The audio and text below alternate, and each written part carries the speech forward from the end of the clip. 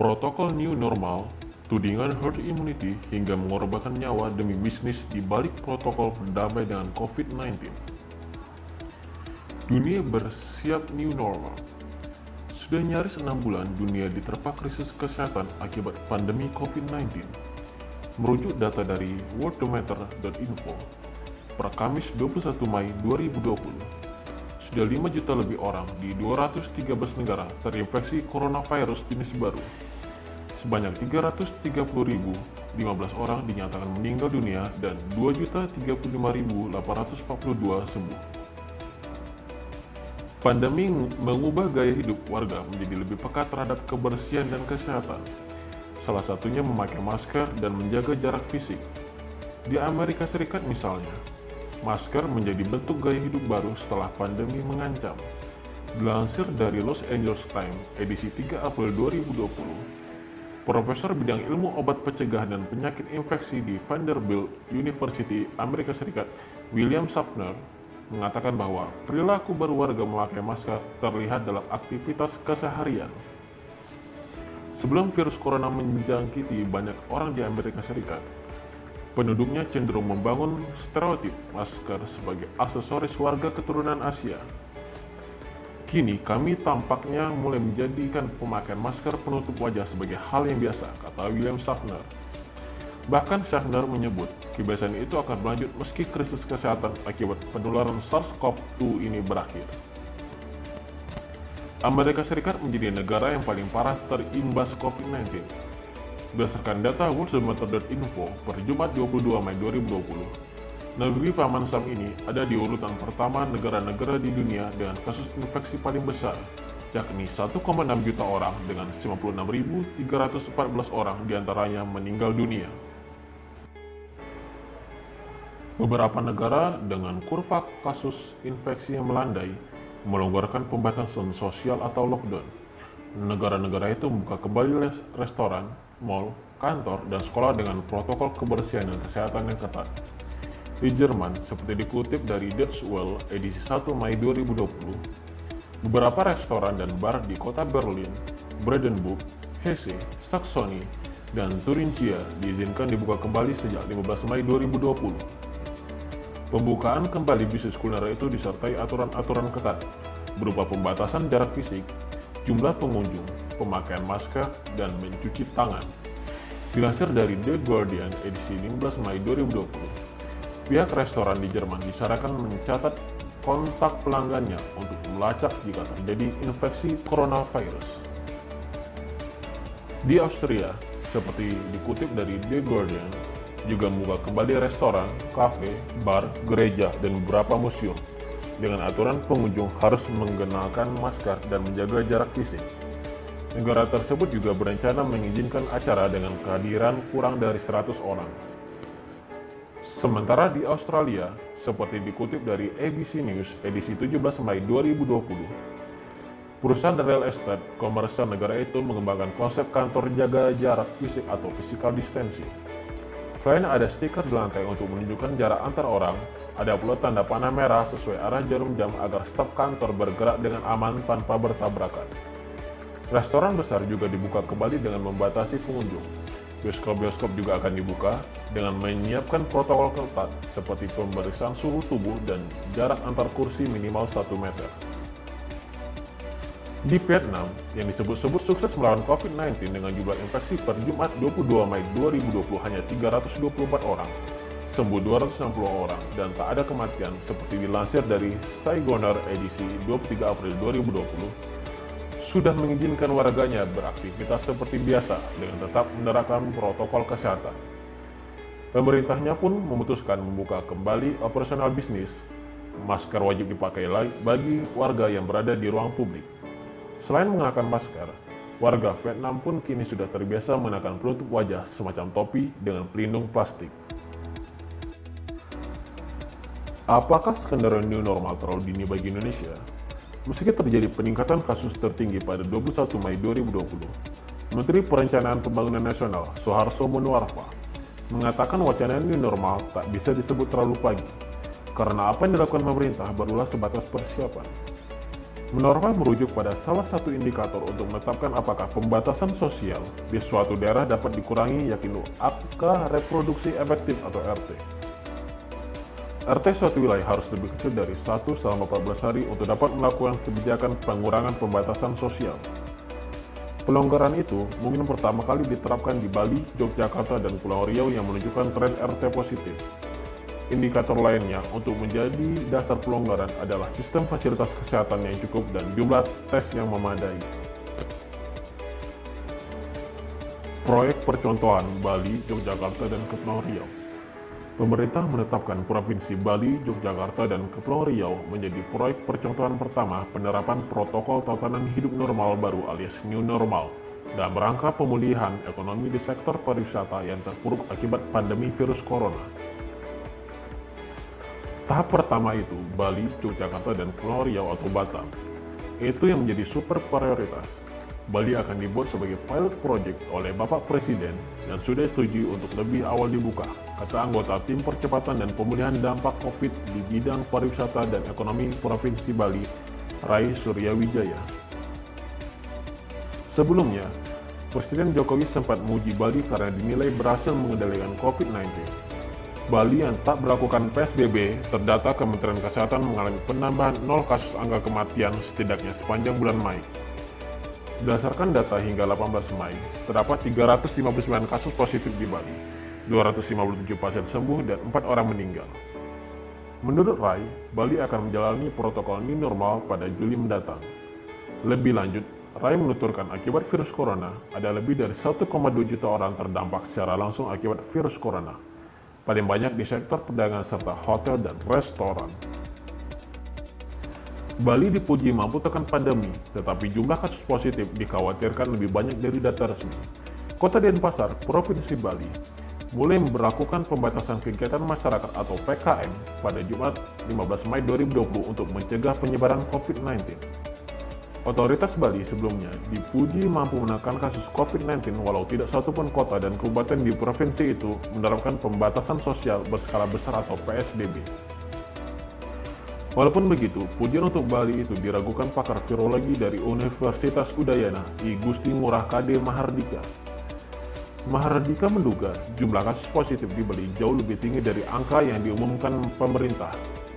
Alasannya, menurut dia, pemerintah Bali selama ini tidak gencar menelusuri kontak pasien positif COVID-19.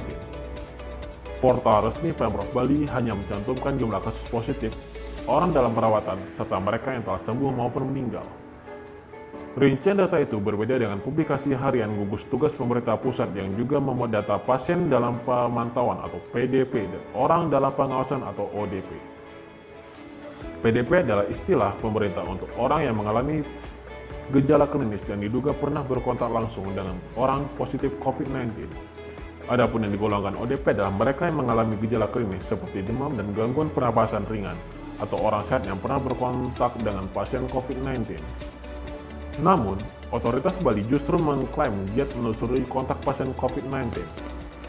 Prosedur itu dilakukan lewat desa adat, kata Ninyoman Sri Budayanti, Ketua Tim Lab Pemeriksaan Kasus COVID-19 di Bali. Sri mengatakan jumlah tes PCR yang dilakukan Bali tidak lebih besar ketimbang daerah lain. Akan tetapi, pemeriksaan spesimen secara cepat menjadi kunci deteksi kasus COVID-19 di Bali.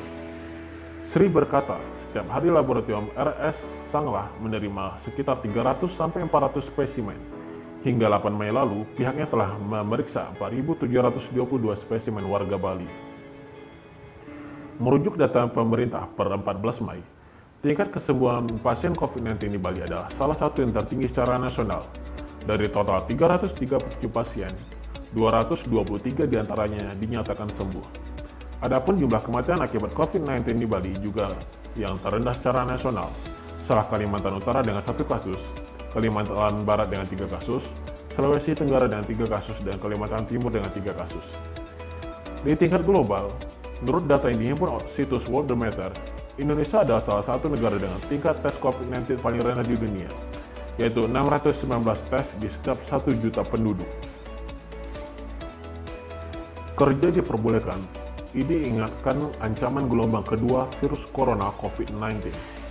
Ketua Satgas COVID-19 Ikatan Dokter Indonesia (IDI), Zubaira Zurban, mengatakan panduan bekerja di kantor dan industri pada situasi normal baru atau new normal pandemi COVID-19 menandakan aktivitas kerja akan segera dimulai. Namun, Zubairi mengingatkan bahwa membuka kembali aktivitas kerja di tengah kasus positif virus corona yang belum melandai justru bisa menunjukkan gelombang kedua penularan virus corona. Zubairi menyebut pembukaan tempat kerja meski dengan berbagai cara pencegahan penularan COVID-19 tak serta-merta menihilkan penularan di masyarakat. Apalagi jika tidak dibarengi dengan pengadaan alat kesehatan untuk masyarakat dan meningkatkan fasilitas rumah sakit. Menurutnya, pemerintah seharusnya melakukan tes masif baik dengan metode PCR maupun rapid test terlebih dahulu sebelum melonggarkan PSBB dengan cara mulai membuka tempat kerja pada situasi pandemi virus corona yang belum mereda. Herd immunity di balik rencana pengurangan pembatasan sosial. Sebelum rapat kabinet tentang new normal pada 18 Mei, pemerintah sudah beberapa kali menyinggung pelonggaran pembatasan, misal dengan memperbolehkan warga berusia 45 tahun ke bawah untuk kembali bekerja, serta memperbolehkan kelompok masyarakat tertentu untuk melakukan mudik. Dalam pembicaraan di media sosial, kemudian berkembang isu pemerintah tengah berniat memberlakukan strategi herd immunity atau upaya menghentikan laju penyebaran virus dengan cara membiarkan imunitas alami tubuh bekerja. Pakar epidemiologi Universitas Indonesia, Pandu Riono, berpendapat bahwa yang dilakukan pemerintah semata-mata merupakan pelonggaran PSBB dan bukan pembiaran sistematik agar masyarakat banyak yang terinfeksi atau herd immunity. Senada, peneliti epidemiologi dari Eijkman Oxford Clinical Research Unit, Henry Surendra, mengatakan jika yang dituju pemerintah dengan melakukan pengurangan pembatasan sosial adalah menciptakan herd immunity, maka rencana itu sangatlah berbahaya. Dalam jumpa pers usai rapat kabinet, Muhadjir Effendi mengatakan, protokol yang dibahas adalah upaya mengurangi PSBB yang bertujuan untuk memulihkan produktivitas masyarakat. Apakah sekarang merupakan waktu yang tepat untuk menerapkan new normal? Menurut peneliti epidemiologi dari Eijkman Oxford Clinical Research Unit, Henry Surendra, terdapat 4 hal yang harus dipenuhi sebelum melakukan pelonggaran pembatasan sosial. Pertama, laju kasus baru sudah turun secara konsisten atau angka reproduksi R0 kasus turun signifikan. Misal R0 sudah mencapai nilai kurang dari atau sama dengan 1. Kedua, adanya tren penurunan populasi berisiko. Ketiga, jumlah dan kecepatan tes sudah memadai. Terakhir adalah kesiapan sistem kesehatan. Tidak hanya kapasitas rumah sakit yang siap menampung jika terjadi lonjakan kasus, tapi juga kapasitas tim di lapangan dalam melakukan deteksi dini, pelacakan kasus dan kontak, serta pelaporan secara real-time. Ketika persyarat tersebut belum terpenuhi, maka keputusan melakukan pelonggaran PSBB akan sangat berbahaya karena berpotensi meningkatkan risiko penularan COVID-19 di masyarakat. Seperti apa protokol WHO tentang the new normal? Sebelumnya, Organisasi Kesehatan Dunia (WHO) sudah menerbitkan protokol transisi menuju the new normal atau tata kehidupan baru sebelum vaksin COVID-19 ditemukan. Menurut WHO, sebelum langkah pelonggaran pembatasan untuk menuju the new normal diterapkan, pemerintah mesti membuktikan bahwa transmisi virus corona sudah dikendalikan. Pelonggaran pembatasan menurut WHO harus dilakukan secara bertahap dan otoritas terkait diminta terus mengevaluasi kebijakannya. Syarat lainnya, menurut WHO adalah kapasitas sistem kesehatan masyarakat, di antara rumah sakit, harus tersedia untuk mengidentifikasi, menguji, mengisolasi, melacak kontak, dan mengkarantina pasien COVID-19. Disebutkan pula dalam protokol itu, tata kehidupan baru bisa diterapkan apabila risiko penularan wabah sudah terkendali terutama di tempat dengan kerentanan tinggi. Masing-masing negara juga diharuskan mampu menerapkan langkah pencegahan di tempat kerja berupa jarak fisik atau physical distancing, fasilitas cuci tangan, dan diikuti etika batuk atau bersin yang baik. Protokol WHO juga menyebutkan setiap langkah menuju transisi the new normal harus dipantau oleh otoritas kesehatan. Akhirnya, perilaku masing-masing warga akan menentukan karakter virus tersebut. Ini akan membutuhkan ketekunan dan kesabaran. Tidak ada jalur cepat untuk kembali normal, dikutip dari protokol WHO. Kemenkes berikan panduan bekerja di era new normal saat PSBB berlaku. Menteri Kesehatan Terawan Agus Putranto memberikan panduan bekerja di kantor dan industri untuk mencegah penularan virus corona pada situasi normal baru atau new normal pandemi COVID-19. Pedoman ini tertuang dalam Keputusan Menteri Kesehatan nomor HK-0107-Menkes-328-2020 tentang panduan pencegahan dan pengendalian COVID-19 di tempat kerja perkantoran dan industri dalam mendukung keberlangsungan usaha pada situasi pandemi. Berikut panduan pencegahan penularan COVID-19 di tempat kerja dan industri selama aturan PSBB masih berlaku. Bagi pihak manajemen, pertama, pihak manajemen agar senantiasa memantau dan memperbarui perkembangan informasi tentang COVID-19 di wilayahnya. Kedua, pembentukan tim penanganan COVID-19 di tempat kerja yang terdiri dari pimpinan, bagian kepegawaian, bagian K3, dan petugas kesehatan yang diperkuat dengan surat keputusan dari pimpinan tempat kerja. Ketiga, pimpinan atau pemberi kerja memberikan kebijakan dan prosedur untuk pekerja melaporkan setiap ada kasus dicurigai COVID-19 dengan gejala demam atau batuk, pilek, nyeri tenggorokan, serta sesak napas. Keempat, tidak memperlakukan kasus positif sebagai suatu stigma. Kelima, pengaturan bekerja dari rumah atau work from home. Manajemen menentukan pekerja esensial yang perlu tetap bekerja atau datang ke tempat kerja dan pekerja yang dapat melakukan pekerjaan dari rumah atau work from home. Keenam, perusahaan wajib melakukan sosialisasi dan edukasi kepada pekerja mengenai COVID-19.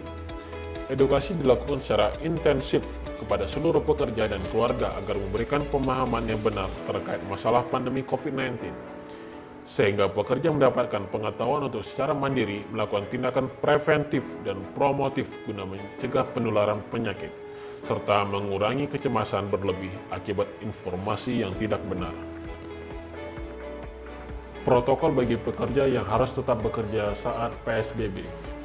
1. Di pintu masuk tempat kerja, lakukan pengukuran suhu dengan menggunakan termogan. Dan sebelum masuk kerja, terapkan self-assessment risk COVID-19 untuk memastikan pekerja yang akan masuk kerja dalam kondisi tidak terjangkit COVID-19. 2. Pengaturan waktu kerja tidak terlalu panjang atau lembur yang akan mengakibatkan pekerja kekurangan waktu untuk beristirahat yang dapat menyebabkan penurunan sistem kekebalan atau imunitas tubuh. Ketiga, untuk pekerja shift.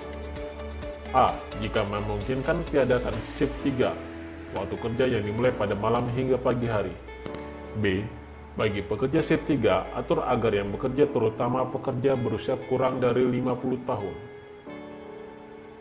4. Mewajibkan pekerja menggunakan masker sejak perjalanan dari atau ke rumah dan selama di tempat kerja. 5. Mengatur asupan nutrisi makanan yang diberikan oleh tempat kerja, pilih buah-buahan yang banyak mengandung vitamin C seperti jeruk, jambu, dan sebagainya untuk membantu mempertahankan daya tahan tubuh. Jika memungkinkan, pekerja dapat diberikan suplemen vitamin C. 6. Memfasilitasi tempat kerja yang aman dan sehat dengan cara A. Menyediakan lingkungan kerja yang higienis. B. Menyediakan sarana cuci tangan. C. Physical distancing dalam semua aktivitas kerja.